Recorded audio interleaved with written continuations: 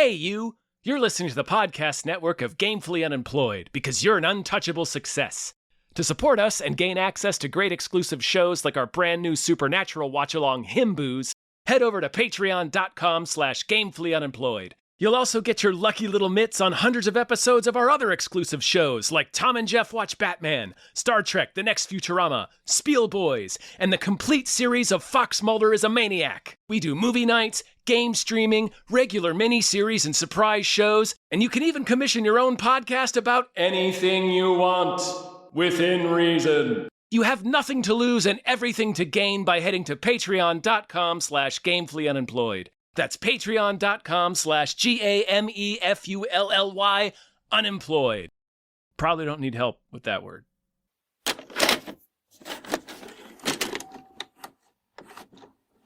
You got to occasionally pump the bilge in a boat. Yeah. You know? Yeah, exactly. You got to occasionally pump the Sam Neill hold out so your Sam Neills don't drown. He does nothing in this. He does a fucking lot, but it's all like right, he does a lot to do not much. He does a lot just to stay afloat and not die. Yeah, he's understandably tired. He has to do a whole lot to stay alive. Hi, everyone. Hello, everyone. It's like 127 hours. It's like technically James Franco doesn't do anything in 127 hours. Technically he just sits there, but... Yeah. My name is David Bell. My name is Tom Ryman. And we just watched Dead Calm. Dude Calm. What's the X-Files episode? Isn't it Dode Calm? It's something like that. Yep. It's got like weird like it's the dude. It's got like God of War shit all letters over on it. Yeah, like umlauts and shit. Alone on a sea of endless calm, it was easy to imagine they were the only two people on Earth. But into their perfect world, there came a stranger. Before we begin, a big thank you to yet another Steven. Thank you. Who had us watch, Many 1989? Yes, this is 1989. 1989's Dead Calm. Thank you, yet another Steven. Thank you. For people who are unaware, this stars Nicole Kidman, still very Australian. She's still very This is an Australian movie. Yes. Sam Neill looking like he is ready to go to Jurassic Park. He looks like Alan Grant. He does, but he's got a little bit of that fierceness in him. Yeah. Like he looks like he still doesn't. It's interesting to revisit Jurassic Park after seeing more of Sam Neill's work and to realize that the dinosaurs were always in danger. But like in this movie, he really does seem like he's going to gouge a raptor's eyes out. I know. He is. So he's a, we've talked about this before. He's a, holy shit, why am I blanking on his name? The Guest. He's a real Dan Stevens. Dan Stevens. He's a Dan Stevens where it's like when you look at his career, you're like, he mostly did horror and thriller. He mostly kind of played maniacs. Yeah. Yeah. But he is Weirdos. ripe in this. Like when you watch Possession, you're like, oh, he's not quite Sam Not quite Neill. right. He's kind of boyish. It's and a of little course, green. William Zane. Old Billy Z. What a choice, Billy Zane in this. He's never a good guy when you're on a boat with him. Never a good guy. No. But he's like Marlon Brando on PCP in this. Oh man, that's perfect. Yeah, he's like Marlon Brando if he were in the Chili Peppers. Yeah, he is a beautiful maniac in this. Boy, if his body language from the first frame he's in the film, the way he's rowing the dinghy, he screams murderer. Yeah. It's like that guy is crawling across the ocean like the Tasmanian devil. Yeah. Don't let him on the boat. I love the porn boat that you see the porn they're shooting and stuff, and you're like, yeah, this is exactly what I expected. Yeah, it's a porn boat. I love how little exposition they give because they're like, you get it. You see what these people are like. I love how, you know what I kept thinking of is I love how Event Horizon it was. Yeah, you're right. It is. It's the Event Horizon. Yeah. This is Philip Noyce. Philip Noyce. Mm-hmm. Which is like an Australian saying nice. Director of it's a crazy Australian name, yeah. I know.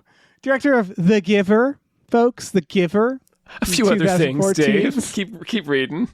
A little thing called Salt. Yeah. Salt. Also the Saint Bone Collector, Clear and Present Danger, Patriot Games. And same year as this movie, Blind Fury. Yeah. This man, the audacity of this man. Rutger Hauer's a blind swordsman. Yeah, Philip Noyce, man. Fucking what a wild card. This was nominated for like 1 million Australian Oscars. Oh, that makes sense. Yeah, how'd you like this movie, by the way, Dave? I just want to note it's also the writer of Mad Max and Road Warrior and Payback. It's why it's, if you noticed, produced by George Miller. Yeah. I noticed it was like a Kennedy Miller production. Yeah, they also did From Hell. I am fascinated with this movie. I think this is going to be controversial. Oh. I liked it except for the very end. The very end, as awesome as it was, feels like a reshoot. I think this movie does a bit. I think it would have been it could have been a short. I think it's a very meditative film about a more serious idea. I think it kind of flounders in the second act for that reason, that it feels like it's kind of a rather simple parable that then some producer said, "Nah, you got to give them something." And it feels tacked on, the ending, to me. And it feels almost like tacked on in a way that's against what I interpreted this movie to be about. That's interesting. Yeah. Generally, I liked it. Yeah. I loved it. As a thriller, I thought it was so creepy. It's very creepy. It's a very casual kidnapping. It's very well shot. Oh, it's just the way things just sort of happen. Yeah, I got frustrated because I kept writing "stab him, Nicole, stab him, stab." Right, stab. there's a clear moment where she could have planted that knife, but she's not a murderer. She can't do it. And I get that, but it was also like, at least stab him in the fucking legs or something. Like, if you're not going to murder him, because it's this sort of like, again, it feels like in the middle it kind of just vibes where like the first thing she does when he gets on the boat, she punches him. She fucking wails on him. Yeah. So I knew she had fight in her. And then there's this interesting dynamic where once he's kidnapped her, he sort of acts like, yeah, we're married now. Like, he plays house almost, and he's casually falls asleep around her, and he relaxes. And I just kept going like, stab him in the neck. Grab that pen, stab him in the neck. Do something. Just do something. And like there's kind of like hit him in the head with some cookware. Yeah, for the love of God, I know you have that fight in you. I saw you wail on him first thing. Yeah, I know you have flashbacks of your baby rocketing through the windshield, Dave, going horizontal like Superman through the windshield. We should explain what this movie's about. Yes. People should see it, but this is one that I'm like, I wouldn't fault someone for listening to this podcast having not seen 1989's Dead Calm. Dead Calm, yeah, but just, please continue. It starts on the train, the enemy of the boat, and Sam Neill is like an accomplished. He's like Navy or something. Yeah, he's got Australian a hat. Navy. Yeah, yeah. And it's really eerie. There's no music. It's very creepy. This movie, the way it presents, because his face is all Sam Neilled, and like he's clearly looking around for his wife. This is it's like this oneer. Yeah, sorry. I didn't mean to interrupt you. No, but it's like fine. The cops show up and they say something to him, and then he leaves with them. We don't hear anything, but like his face is so Sam Neilled out in this sequence that like my first thought is, oh, he's killed his wife. Yeah, or his wife is dead. His wife is dead, and he's going to be implicated in it somehow. Yeah, they do a very good job where, again, it's like a silent film. It's really good, yeah. And then we find out that his wife, Nicole Kidman, got into a car accident in which their toddler died because the idiot toddler unbuckled himself, but whatever. I'm not saying it's the kid's fault, but it was kind of the kid's fault. It's a little bit the kid's fault, yeah. Notably, it's raining and stormy when this happens. Yes. It is, dare I say, not calm. And the kid, jettisons out the front, takes 20 minutes to die. We hear how horrible it is. They do this very efficient thing where Sam Neill goes to the hospital. You hear them talking about it. Nicole Kidman looks haunting in the bed. Yeah. Like she's like, and then they zoom in on her. We see the car accident and then it snaps out of it. And it's like a dream she had. It's like very efficient getting already on the boat. Yep. Yep. And then he basically says like, see how nice and calm it is out here. There's no wind. they note, and it's like, this is our getting away from the whole dead kid thing. Yeah. They've taken a yacht out into the middle of the Great Barrier Reef is where it was filmed. So they're just out in the middle of the ocean where there's nothing around for miles. And they've been out there for a few weeks just so she can sort of, they both, but it's clear obviously that she's taking it really, really hard. Yeah. And no wind. And you realize the isolation, the way they shoot it. Mm-hmm. You said it's shot really well. It is. Yeah. Where you realize, like, it's just two people for miles. It doesn't feel like that because you're on the ocean. But then you realize, like, you could be on the dead. Like, the Billy Zane's excuse is botulism, why people died. And I was like, yeah, I guess that would be a really big problem on the ocean. Like, there's no doctors. You're completely isolated. You're in the middle of the desert. Yeah. Like, exposure on the ocean is the same as exposure in the middle of the desert, pretty much, except I think there's also an additional I think, like, there's something to do with salt getting saturated into your skin. I think it is an additional thing, but, like, otherwise you're just, you're stuck under the sun. And then they see another boat that seems to be in trouble. Billy Zane hauls over, and essentially he hijacks the boat. He's like, everybody on my boat. Paddling like a madman. Paddling like a cartoon madman. Like Bugs Bunny like over to this boat. Yeah. Bugs Bunny is great comparison. Like, it's alarming. It's meant to be. So, like, when Sam Neill spies him through the binoculars, it's like a jump scare how fast he's paddling. He's paddling like Beetlejuice. Okay, I'm not going to hit it anymore. But it's true. And then they chop it up to panic because he's like, everybody's fucking dead over there. The place was sinking. I thought I was going to die. Which it's half true. Like, he was in trouble on that boat. Yes. And he is panicking. Yeah. And Sam Neill does what I would argue something I was like, don't do Real that. dumb. Yeah. He's like, all right, wife, you stay here with this stranger. I'm going to go check out the boat that he keeps repeatedly saying that he doesn't want me to see. Yeah. And it's filled with, like, torsos. Yeah, it's filled with women's torsos. Yeah. It's like, it's Bluebeard's ship. Right. And Sam Neill has a moment like, I fucked up. I fucked up. I left my wife on the ship with the serial murderer. But he tries to, but he eats shit trying to dive to the boat. Oh. And Sam Neill is basically left with the dinghy in the sinking boat while Billy Zane fucks off with Nicole Kidman. Mm-hmm. It happens real fast. I really enjoyed this movie. And this scene in particular, when Sam Neill is like trying to race back to the dinghy, Nicole Kidman can see him and she's turned on the engine and is driving toward the other boat because she's getting the sense that something's off too. Billy Zane is escaping, but she doesn't know it. He's busting through the skylight. And that's I like that was a repeated motif too. It's not just the way he rows, it's the way he does everything. Like, it's this frantic, like, he repeats the motion like almost like a child. Do you know what I mean? He's generic maniac, I'd say, but it works. It works for Billy Zane because there's something kind of off about him. There's something wrong with him because he actually acts like he's a lovable rogue in a romantic comedy. Once he steals the boat, he's like being a gentleman to her and acting like we're having they're dating fun, or something. Or like after she tries to disable the boat, they have that tense chase throughout the ship, and when he finally corners her, and again he does the maniac, like, pounding on the door to get her to open it, and then she opens it and he's like, friends. She's like, yeah, friends. And he's like, oh, cool. And then he leaves her alone. Right. She keeps using it against him where she basically realizes if I act like everything's okay.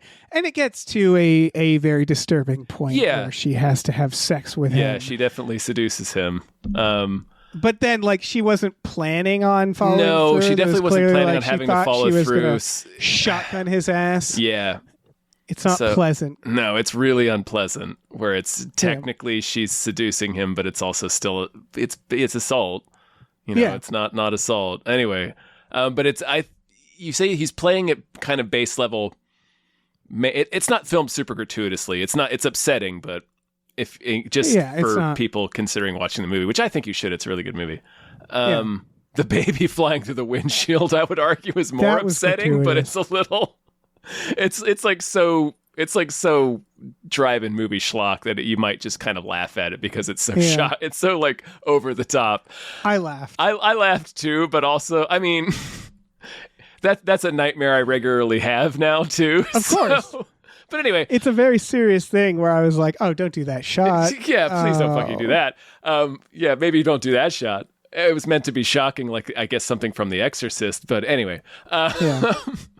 The way he's playing it is, I think, is really interesting for Billy Zane specifically, because Billy Zane himself is so like grown man handsome. You know what I mean? Like he's so smoldering that like him playing it, like when he does those like little boy manic things, it's really off-putting.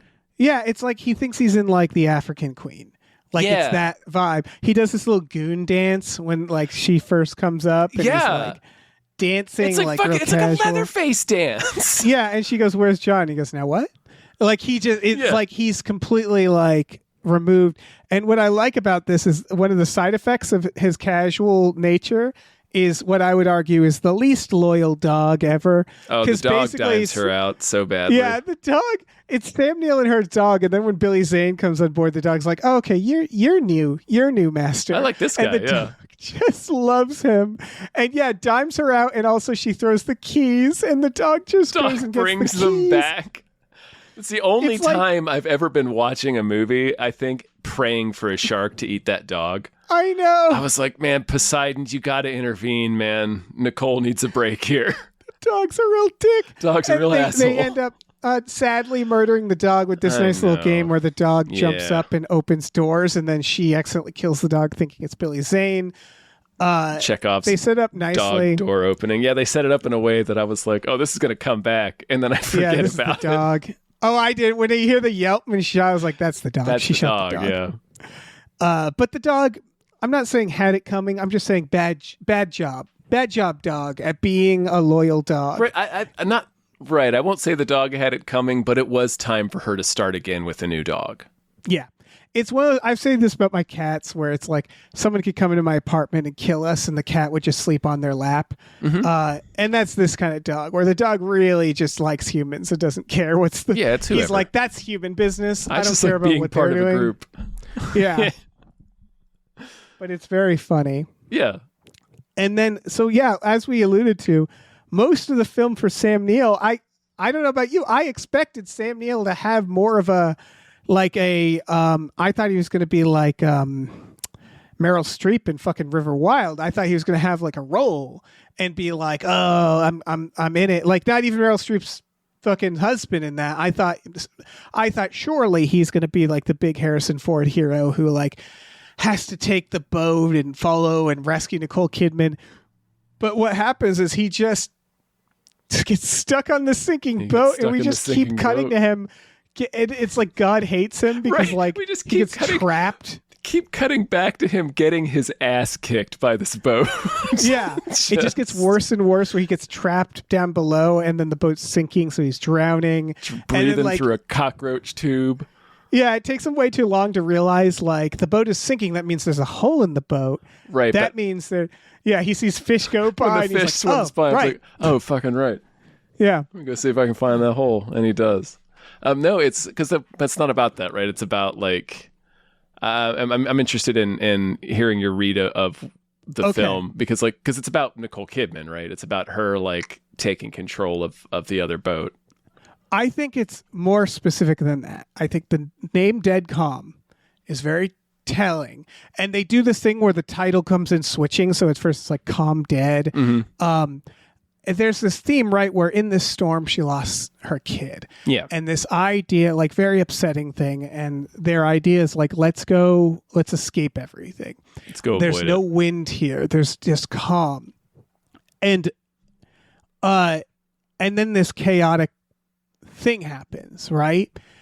And it's awful. And the thing that ultimately gets and you look at Sam Neill and what's happening, like I said, God hates him. It's like it just keeps getting worse and worse for him. Mm-hmm. And you might notice that the way out is through. Yeah. He goes through the thing that caused it and he lights the boat on fire. He creates destruction and chaos in order to save himself. On the other hand, Nicole Kidman is trying to go with the flow with Billy Zane and basically has to confront him. And the thing that saves her is the storm, the very thing that killed her son. the rain and the storm and the chaos. Yeah, And it's she this is. idea of riding chaos, and like that chaos isn't necessarily a bad thing, that life isn't a bad thing, that shit happens, and we have to sort of like, obviously you can't just get over your kid dying. No. But the answer isn't to remove yourself from life. No. And that's Literally clearly hiding from it. yeah, the theme throughout is using the chaos to your advantage, and riding out the storm. Yeah, it's going through it. Yeah, sailing through it. I mean, there's that really Which is- great shot when she's sailing and up to him in the dark, and he has to reach up and just narrowly grab her when Right. she's pulling him up out of the And, ocean. like, yeah, she could turn around if she misses, but it's still good. I like that moment. as it Yeah, feels but it's tense. tough, man. It takes a minute to turn back around, and he's it'll just take this a minute, little yeah. dude floating in the dark. Yeah. Like, you could lose him real easily. Oh yeah, and she's riding the wind. So Yeah, it's yeah, like, yeah, it's hard. yeah. Sorry. No, and so that's kind of that's the symbol of, you could argue the dog represents that chaos, the nature, Absolutely, like the yeah. dog's helping him out. And then Billy Zane is so unpredictable. He's like a toddler in a way. And so like that all kind of leads to this showdown where Nicole Kidman fights Billy Zane. And then she still doesn't compromise her principles, as we're saying. She basically kills him, meaning that she like harpoons his ass and then throws him on a life raft and is like, goodbye. And I was like, oh, okay, that's interesting. And then she picks up Sam Neill and they come back and they back find to the get life. him. Yeah, which I was like, why? But sure. I figured they would like tow him. Yeah. Like, and it's throw empty, some so provisions on his. Yeah, that was. Sorry. No, she sinks the life raft and the boat goes away and you see the smears of his handprints on the back, implying that maybe he got on, and it fades out. And I was like, oh, perfect ending, because that is the chaos once more coming back in the like, oh, it's nothing's really sure. Like they're going to have to ride out more chaos. We don't really, it's fading back in. Oh, what's this? Oh my God, he shot him in the mouth like a sure fucking, like the did. shark from He Jaws. sure did. It's a fun scene, but it like the hands coming in, washing her hair. Like, Yeah. it's really cool. But I was like, that belonged in a more awesome movie that wasn't this. Right, that belongs in a Mad Max movie. Yeah. For context, Billy Zane, she's washing her hair, and Billy Zane is alive, and she thinks it's Sam Neill. Yeah, he stroking her goes hair. below deck to get their tea, their lunch and stuff, and Billy Zane's hands come in and they're all like sunburned and fucked up and bloody, and he continues, wash her great. hair. It's great. It's a great Again, shot. it's a good idea. And then Sam Neill comes up and Neill- sees their silhouette, like he's strangling her with the towel through the sail. It's a cool shot. He fires a flare gun, and boy, what a lucky shot, because it just goes right in his mouth, and his head just lights on fire while he's screeching like a fucking Spirit Halloween decoration. And then what then he happens? just goes overboard. Well, then the, it ends. the back of his head explodes, and then he goes overboard. And then they cut to like the It's eerie almost an silent Evil credits. Dead shot. Yeah. Again, it felt like a joke we'd make on this podcast. Yes. I thought of you instantly. Yeah. It is one of the most shocking moments in this film, because it's like the film wasn't that at all. The film was over, and then it suddenly managed to throw in a shot more shocking than the baby sailing through the air. Right. It feels like perhaps it was screened and then George Miller went, I have a note. I And only they're have like, one I guess note. we have to do that. Yeah. I think he should blow his head up. That bloke, he deserves it. Is it coming? Yeah. They're like, well, it's Shoot not him in really the about. mouth. Okay, sure. Fine. Flare gun. In the I mouth. argue that I even thought my perfect end, where I thought, perfect, was just them finding the empty raft. Like, you don't even show the bloody handprints on the side, just the empty raft and her sinking it in disgust, and they just sail away, and that's it. Like, I thought that was where. I mean, That don't would get me work, wrong, too. I love the ending we got because it's rad. Well, that's the problem. Is like The ending and of Billy this, Zane's a real monster. Right. The thing I want to cut is the best part of any other movie. Right. That's the thing. If this was like another type of the thriller, best part like of any this, Lethal Weapon sequel. Yeah. It's weird to say like that was inappropriate. That was too much. Kind of but was. It was. Like it's so fucking off-putting that it's like a meta joke where like the writer like got fired. Right, It's like the somebody opening got credits of Monty Python and the Holy Grail, where you're just like, what, is this a different movie now? What like, the fuck? It's like somebody got mad that Sam Neill didn't get to do anything heroic enough. Like, he never gets to save Nicole Kidman. It's like, well, that's not really the point, but right. Okay. Like, that's what it felt like. It felt like the whole point was that Sam Neill, who was presented as like, I'm the guy in charge, gets completely he's very capable, nerfed. but then he gets totally stuck in his own like fucking cage for the whole movie. Right. Because the idea is sort of like, even this strapping young fellow on a sinking boat, guess what? He's as helpless as everybody else. Like he's same, like, yeah, he just has to deal with this one thing and he's fucked. And at the end he's crumpled up and she rescues his ass. And it's that idea of like, they present such this helpless situation of Billy Zane sailing off in the middle of nowhere. And you realize the only thing that can help her is her. Like, that's the idea, right? It's like middle of nowhere. Unless it's badly written, there's no Deus Ex Machina that's going to come get you. It's the whole point is her realizing, like, I have to face this and I have to step up. And she's not a particularly helpless person. As I know, the first thing she does is punch his ass. And I was like, oh, hell she yeah. She fully fights Billy Zane when he tries to take over the ship. What happens is she gets knocked out. Yeah. But she gets up and she doesn't wake up until they've been... She has no idea how long they've been motoring. He's doing his freak dance when she wakes up. Right. And it's all these things like she can only communicate through Sam Neill where he can hear her, but he can only click back to her because his radio's broken. So it's all these leaps of faith, of and like he can't tell her what to do. Like he can't tell her how to disable the ship or anything like that. It's funny when they started the clicking system at one point, she goes, what should I do? And like they kind of cut to Sam Neill like, like I can't fucking click what to do, and then she asks the question. She goes, should I stop the boat? Yep.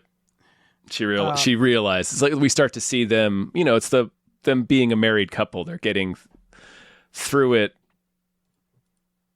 together, even though they're being isolated. Right. Like it's like this huge traumatic event for them. And they never do the things I thought. I thought he was going to resent her for causing the accident. Yeah, me too. Because he's got Sam Neill face. Yeah, I thought they were going to present her as more helpless than she was, all those things, and they don't really need to do that. It's totally unnecessary, yeah. I thought it was going to be more of the three of them. Like, I wrote at the top, oh, is this a sexy thriller? Yeah, and then my next note was like, it is not, in fact, a sexy thriller. No, I was actually kind of pleasantly surprised that it is as simple as it is. It's just, oh no, it's this game of, like, when it became clear that it was going to be, oh, he's going to be stuck on this boat and they're going to be stuck on the other boat, and it's going to be a game of trying to get back there. I got like I was still jazzed to watch this movie, but I got more stoked on that premise. I kept looking for the sexy twist where I was like, they were acting so casual at first. I was like, wait, does Nicole Kidman know Billy Zane? Is they plan this? Oh, man. Or like, is there going to be like a situation where they're all three there and it's like they're like the alliances are churning? And it was like, no, it's just she's just dealing with this fucking maniac she's dealing on with this boat. Nut. I love the glimpses back of and his. Get him. Oh, sorry, I didn't mean to interrupt you. I love the glimpses you get of when he's watching the Event Horizon tapes on the sinking ship. Yeah. So like they're making we sort of glean like they're shooting like porn videos, I guess, on this ship. It's a porn ship. Yeah, sleazy. It's a porn boat. Ship. Yeah, it's a Girls Gone Wild boat, and Billy Zane, who plays Huey, got hired to do some kind of generic crew stuff, but we see in the videos that he's sort of like trying to direct the shoot and like insert himself creatively and stuff, and he just has all these ideas, man, and you're just stifling all my ideas. And he just gets more and more deranged. I mean, at one point he's like yelling at Nicole Kidman. He starts to kind of have a little bit of a of a fit where he's like, they were going to kill me. Do you understand? They were trying to stifle my light. They were trying to smother my light. They were trying to kill me, Ray. It's so good because again, they give you just enough. Like they kind of work off the stereotype that people in the porn industry are scumbags. Yeah. Because they're just like, he's on this porn boat. There's like weird tit statues. Yeah. And there's just like this porn. And you see on that the director just being like yelling at him and being like, what the fuck is wrong with you? The director doesn't seem great either. A classic porn sleaze is the director. Yeah. And he's like, come on, Huey, what the fuck? Just I hired you to shoot the thing. Yeah. Like it's all that. And it's like, that's all you, and that plus Billy Zane, it's one of his best fucking performances of his career. His performance, you go like, I've seen enough. I know what went wrong. I know exactly what happened. Yeah. Yeah. Like he butted heads and then he snapped. And that's all we need to know about him is that like, and that plays into how Nicole Kidman's treating him, which is like, she sort of knows that if she kind of guides him more than anything, like she's trying to avoid where it comes to a head, where it's like it's either me or you, right? So she's like trying to slowly be like, oh yeah, we're a couple now. Yeah, it's playing into his fantasy because she's only really going to get one shot at taking him out. And I was frustrated because I think she fucked it up so much that it like hurt her character, where she drugs him and then she still tries to attack him. And I was like, fucking wait to drug him. And she drugs him so well. She makes a drink and acts like it's hers and then acts like it's like a flirty thing for him to drink her drink. She gets his ass so good. Yeah. And I was like, and just wait. And his performance drinking the drink is really good because you keep thinking that he's figured it out. And it's like, no, he just crushed it. All right, now he's loving it. Okay, because he's not particularly smart because he's playing to this fantasy in his head. And if she yes-ands that, and he seems more than willing to keep playing into the fantasy, even though it like can't possibly be real. But like, if she's willing, he's willing. Yeah, it's fascinating. I think it dragged on a little too long, only because I got it, where I'm like, okay, like this is the entire second act is kind of like this, coupled with keep cutting to Sam Neill, slowly sinking. All new levels of shit attacking Sam Neill. I gotta breathe cockroaches now. There almost needed to be one more plot point, but I couldn't for the life of me think of what it could be, because it's like it's limited environment. It's already a trim like 90 minutes. Yeah. You can tell like they might have struggled. I think the first and last 25 minutes are the strongest. Oh yeah. And then everything in between is like still good because it's two very good actors. But it's like watching someone kind of just like be in a cage with a bear, like that's trying to like keep the bear calm. I still pun intended. I still got a lot out of that, though. I liked the tension of it because I genuinely was like, because they plant the gun early, but they make it such an obstacle and they present all these other options to Nicole Kidman, like she's playing a level of hitman. So it is. I was still with it because I was like tense over how the fuck is she gonna get the upper hand on him, like because he's just he's so chaotic from moment to moment, and unpredictable. Yeah, but then he's not, because she starts really playing into the fantasy, and she's very easily guiding him. I'm horny for structure that I was like at the halfway point. I just felt like I was kind of missing something where it was like there needs to be like one more escalation for me, and like. It did feel like they reset the table too many times. Yeah, I respect this movie in one sense because I'm like, anything they add would just get us back to where we belong, right? So like in a worse movie, they'd have another boat come and they'd have the people go like, everything okay? And she'd have to try to lie, and then she'd try to get away, and Billy Zane would kill them all, and we'd back to square one. Yeah, and that's something interesting to me. Yeah, it'd be added just to have something happen, right? And I get the instinct because there is this kind of long part where you're like, I got it. Let's do the next thing. The storm comes, but it's a little late. But that helps kind of move it along. I wouldn't say I was bored during this. It didn't go slowly. It went by it's pretty tense fast throughout. I was reading a little bit about this. Orson Welles tried to make this movie for many years in the 60s because it's based on a novel. I don't know if you noticed. Oh, okay.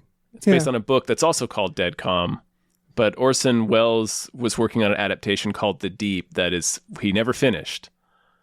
But you can see, but you can see like there's two different work prints of it that you can see, all of the footage that he did shoot, and it stars him and Laurence Olivier.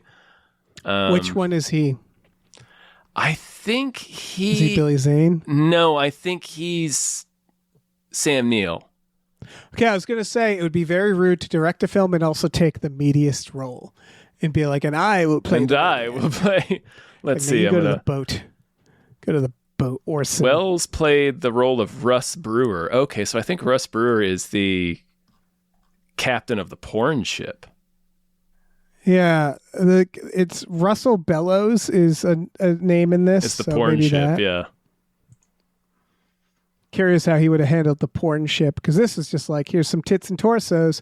I don't think Orson Welles could have pulled off tits and torsos, at the time.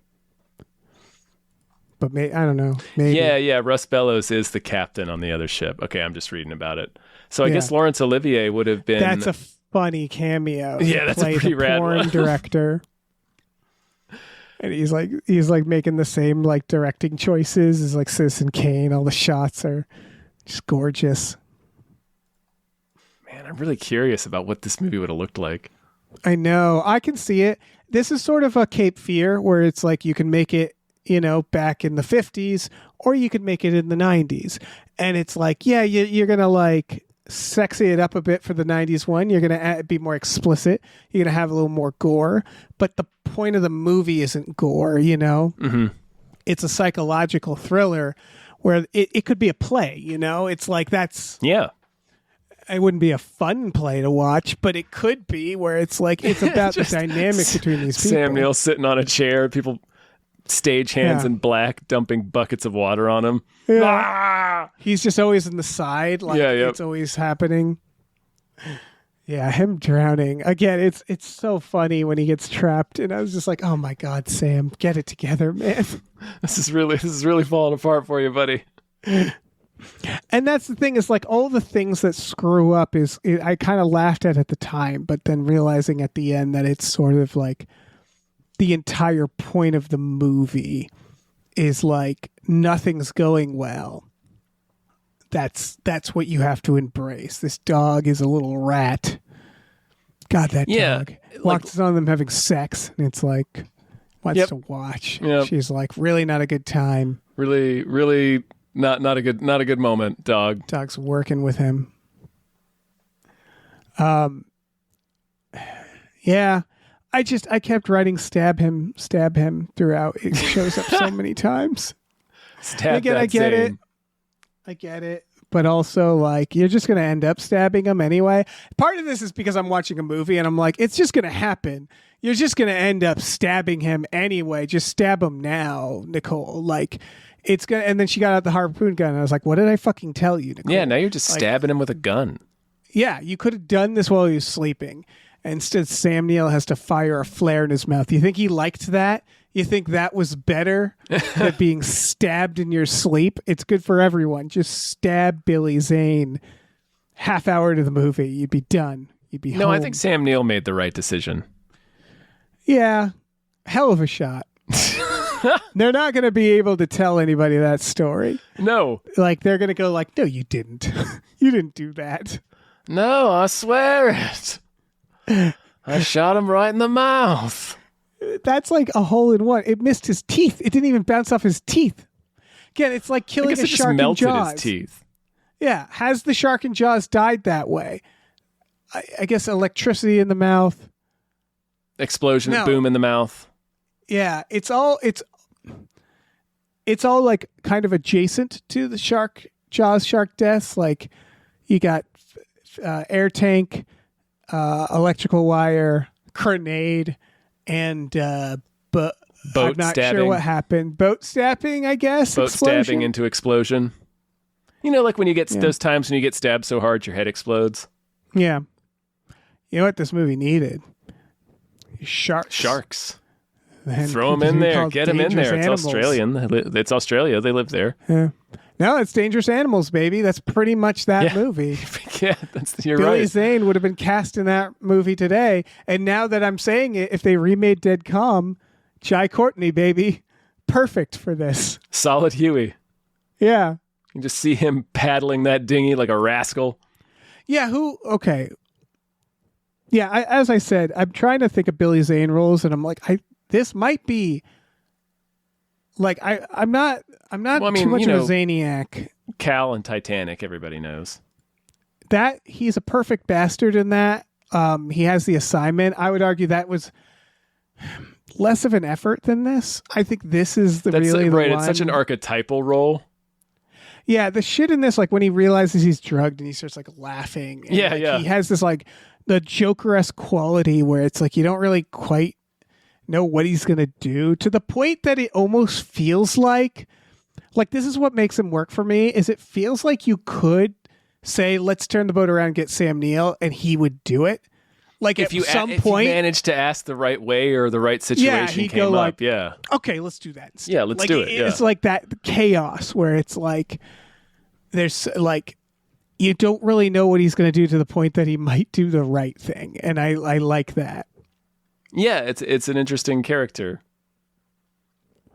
And then again, that weird like playing house charmingness where you're like, yeah, in another movie he'd be the hero. That movie would be called The Phantom, and no one would watch it. Oh, I guess The Phantom did well. Did it? Out. I mean, you and I don't need to spoil you, but we're doing a hype cast, a time cast, and it's on the top 10. Good for box the Phantom. Office. Good for the Phantom. He really slammed evil that year. He really slammed evil. Yeah, Billy Zane is like... Not so much here this year. Yeah. He just... It's funny because it's like... There was a time where we keep saying Brando, where it's like there's a time where if he existed in like the 50s, he'd be the hero. And it feels like he was born in the wrong era where you look at them and go like, no, that's not a hero. That, my friends, is a villain. And he really prevailed as a villain. Yeah. Yeah, he's a fun villain. He's great in MacGruber. Yeah. He's built for that. I don't know. I got to rewatch Tombstone. Is he a villain in Tombstone? No, he's not. He's Dana That's Delaney's actor friend. That's weird. Whom Jason Priestley gets a crush on, and then when he dies, it's what makes him leave the Cowboys. I didn't realize his first ever film was Back to the Future. Oh, yeah, as one of Biff's buddies. And this was probably the one that put him on the map. Like I'm looking at his career, and I'm like, yeah, it didn't really. Oh, for sure, yeah. You know what he did right after Dead Calm, same year? No. Holy shit! I'll give you a clue. It's another boat movie. I'll tell you because it has. I'll give you another cast member. He did it with Billy Bob Thornton, Peter Berg. I'm rolling this out in a way that purposely makes you not know the movie, and an actor named Adam Sandler. Going Overboard? Yeah. His next film the same year was another boat thriller. I assume it's a thriller, right? That's got to be a thriller. Yeah. Going Overboard. It looks chilling. That's the thing. Billy Zane is villain in a comedy face. You know what I mean? Like he really has that. Villain Zane. Right. And knowing him from Titanic the most, he's always been like kind of the villain that you kind of can also like, you kind of clown on. Again, villain in a comedy where it's like, oh, he's bad. Right, but he's like our Happy guy. Gilmore will thwart him. It's like a Shooter And McGavin seeing this, almost. Yeah, it was like, holy shit. Right, yeah, man. not so with Dead Calm. Like that's a little too real. Yeah, he's like a Tasmanian devil. He's terrifying in this. Yeah. Yeah. This is I really like this movie. This is a very well staged, acted, shot thriller. All of the above. It's really fucking good. Mm-hmm. It makes sense why. Again, it's really funny that Philip Noyce was like, Blind Fury. No. Dead Calm, and everybody's like, there you go. We'll give you some fucking give you some Oscars now. for Blind Fury, though. He deserves that. Yeah, that's true. But it's similarly, it's like, yeah, Billy Zane doing fucking Overlord and Dead Calm, and it's like, yeah, one of those worked out for you. Yeah, not Overboard, whatever it's called. Going Overboard. Overboard's a different comedy. Different movie. That's Goldie Hawn and Kurt Russell. Sure is. Which is also like kind of a thriller when you just take away when you just strip it down. They did the gender reversed or gender swapped reboot with Anna Faris and Eugenio Derbez, I think, and America was like didn't really make it any better. Still bad. It's like it's still the same problem. When you think about it, Overboard is kind of like Dead Calm because it's like I'm playing house with this lady I've essentially kidnapped. Yeah. Through Pote themed. It's not much different. Through a traumatic brain injury, I'm abducting this person and playing house with them. That's what it is. That's what's so cool about this movie. It's almost meta before its time, where Billy Zane thinks he's in the movie Overboard, but he's not. He's in the movie Dead Calm. Or rather, Billy Zane's character.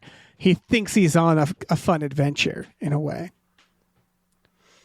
Yeah. Dead Calm. And I want to stress the music or lack thereof, very fucking good in this. Yes. I'm glad you brought that up because I had made a note of it and forgot to mention it. There's almost no score. Yeah. It's so creepy. Calm. There's a shot they keep showing of the hall, too. Where the doors are loose and kind of swinging open and closed as the boat rocks. That's a repeated motif. Man, it's a good creepy movie. And like you mentioned, it's kind of proto Event Horizon with the restoring the power on the sunken ship, and then the video just kind of starts playing, and it gradually descends into horror. Not quite a blood orgy. We don't get a blood orgy, but we see the aftermath. But we kind of do. We see the aftermath it's an orgy of a blood and orgy. then blood. Yeah. It's yeah. Yeah, I'd say like if you're in the mood for a really good, well-made thriller, watch this film and shut it off before the last scene. If you're in the movie for a really dumb, stupid, fun film, just watch the last scene.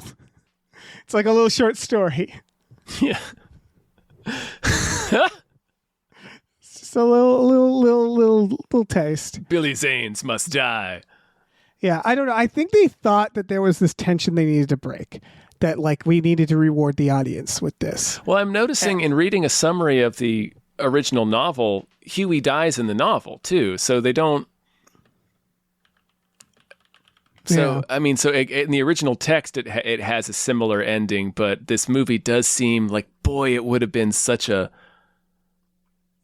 But also, it would have been a perfect, creepy point to end it with just the empty raft, like we were saying, or even as far as the bloody handprints on the side, because it really just is a punctuation mark at the end of that theme about the chaos of life and how you just sort of have to embrace it because it never stops. Like you don't get to a point of life where you're like, okay, we're safe now. Stuff is going to stop happening. It never stops happening.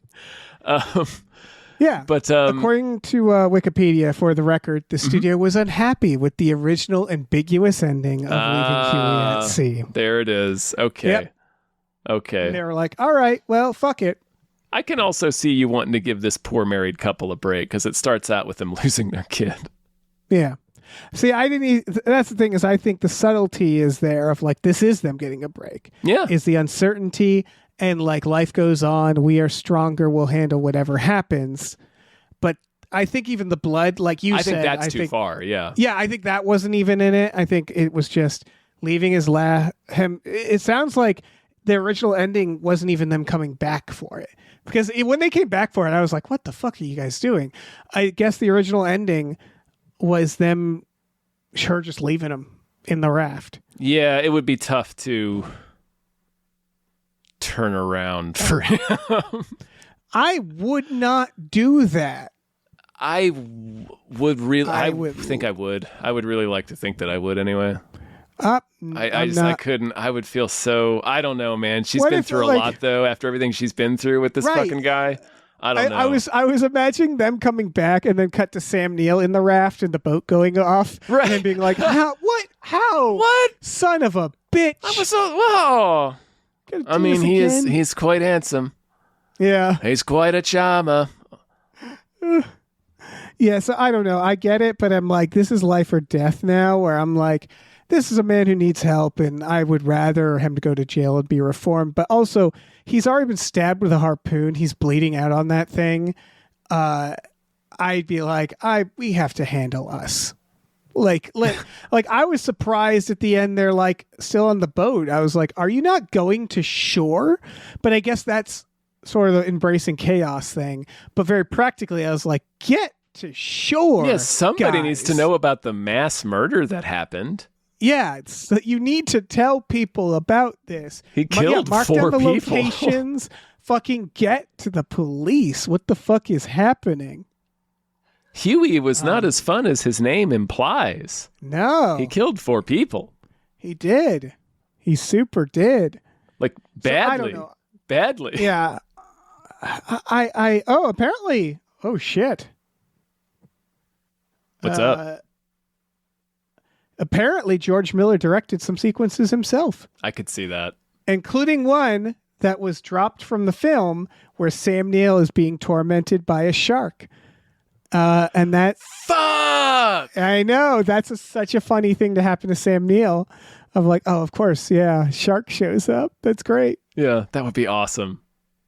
And I mean, we said the flare shot looks like a shot from Mad Max.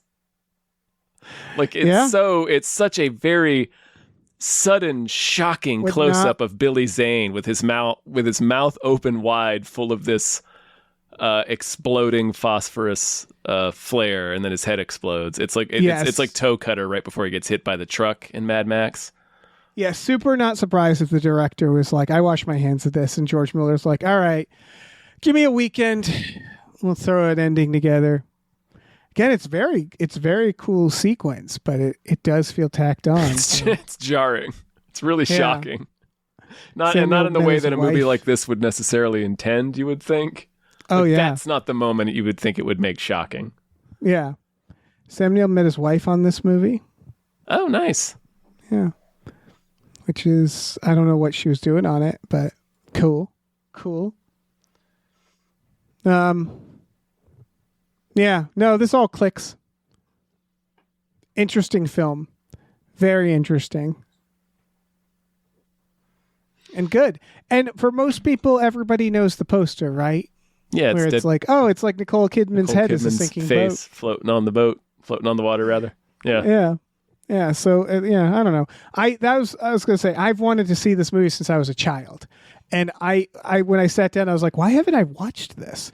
Yeah, same. This is one that's kind of been haunting me my whole life. Yeah, there's like a lack of word of mouth is one of the reasons where no one said like, oh, you got to watch Dead Calm. So I'm very thankful I saw it. Yeah, me too. So, this was one that I think my parents had dubbed onto a tape, like they copied it off of a VHS. So I'd always seen Dead Calm written on the spine of a VHS in our house.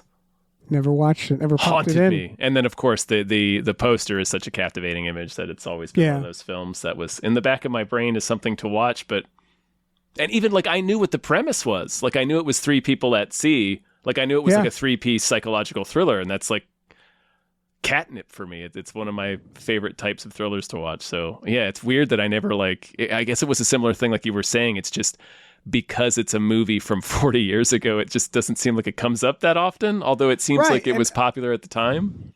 It's on my watch list. Like it was literally ahead of my watch list. Like, okay, but it's just that thing where it's like, well, I'm going to watch this first, or I'll watch this first, you know, like, oh, this is out. So it's just like, when am I going to, this is off topic, Tom. You know, I watched for the first time yesterday, Dead Calm. But you know what else I watched for the first time yesterday? No. Holes. Never seen it. Oh, that's a really good movie. It's an extremely good movie. No one told me it was a fucking treasure hunt. I would have seen it years ago. Oh, dude, yeah. That's why they're digging holes, bro. I didn't know. This isn't about holes, but it's all to say that it just demonstrates where I was like, there's a long list. Like, even me, someone who watches so many movies, it's like, oh, yeah. There's still movies that I'm like, I need to get around to that. Like Holes. And The Sheep Detectives. Yeah. That's out streaming. Anyway, Dead Calm. Dead Calm. I think we're done. We're pretty done. The point is, thank you to yet another Steven for allowing us to watch Dead Calm. I'm so thankful. This was through our Patreon, which you can find by going to patreon.com/gamefullyunemployed. We have $5 a month, rather. We have exclusive podcasts on there, like Tom and Jeff Watch Batman, Fox Mulder is a Maniac, Star Trek: The Next Futurama, Spiel Boys, Himboos, our Supernatural podcast. We have a tier where you can have us watch movies, or there's a tier for just $10 where you can watch movies with us every Friday night on our Discord. We watch 2 movies back to back, and we love it. We would watch the last 5 minutes of Dead Calm. We might watch Dead Calm. I don't know. We might. We've watched Titanic. Speaking of Billy Zane. Oh yeah, the problem with Dead Calm is we watched Fargo, right? But everybody's seen Fargo. Dead Calm is weird because it's like I want people to watch it, to like it, and to learn and to watch for the first time. And go, oh, this is good, and I feel like it's less fun to talk over something that people. No, I would not have wanted to see this movie for the first time in a group setting. Yeah, but you might if you join that tier. You might. You don't know, man. You'll watch maybe The Wraith. The Wraith? In terms of movie selection, we are a real pair of Hueys. We are. Yeah, we are. We also have a store over at gameplayunemployed.com. You can find a link to our Teespring store where we have all kinds of cool original artwork by cool original artists like Michael Vincent Brownlee, Starlene Hodge, Justin Brown, and others. So check that out. Please rate and review our podcast wherever you're listening. And check out our other show, Badical, Badical, also wherever you are listening. Mm-hmm. All those things are true. I'll just use this to say what I often say: stay away from the ocean. There's literally no reason to go there. Doesn't want us. It's filled with monsters. Mm-hmm. And salt. We can't drink it. Yeah, you can't drink it. It literally shoves you out when you try to walk into it. It's like, get out. Get out. And it's like, what are you doing? You're going to fucking still go in? And then there might be Billy Zane. There might be a fucking Billy Zane out there. Just loose Billy Zanes paddling around. Nothing good has happened on the Dressed like the dude from One Piece? Yeah. He is. He is in the dinghy. he's straight up looks like One Piece.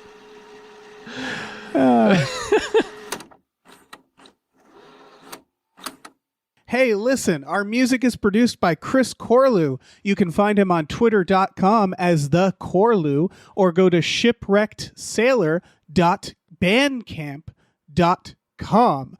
Our channel artwork is produced by Michael Vincent Bramley. For more of his work, go to mvbramley.art.